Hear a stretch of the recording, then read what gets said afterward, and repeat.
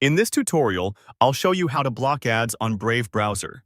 By the end, you'll have Brave's built-in ad and tracker blocking turned on, with optional per-site controls adjusted if you need them, and your pages refreshed so the changes take effect. First, open Brave browser.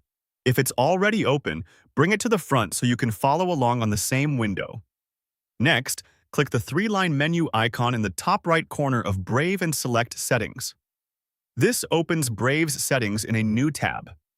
Now, in the left sidebar of the Settings tab, click Shields. Shields is Brave's protection feature that controls ad and tracker blocking. On the Shields page, enable block ads and trackers.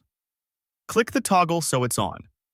Once this is enabled, Brave will block most ads and tracking scripts automatically across all sites. You don't need to install any extensions for this to work. Optional. Adjust Shields settings. Per site. If there are websites where you want different behavior, go to any open page for that site, then click the Shields icon to the right of the address bar. In the panel that opens, find the control for block ads and trackers and adjust it for that specific site. You can turn it on to keep blocking, or turn it off if a site needs ads or certain scripts to function. This change affects only the current site and can be reversed at any time using the same panel. Refresh pages to apply blocking.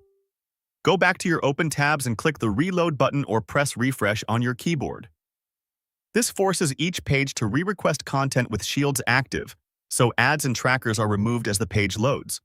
If a page was opened before you enabled blocking, refreshing ensures the new setting takes effect on that page. At this point, Brave is set to block ads and trackers, and any per-site adjustments you made are active.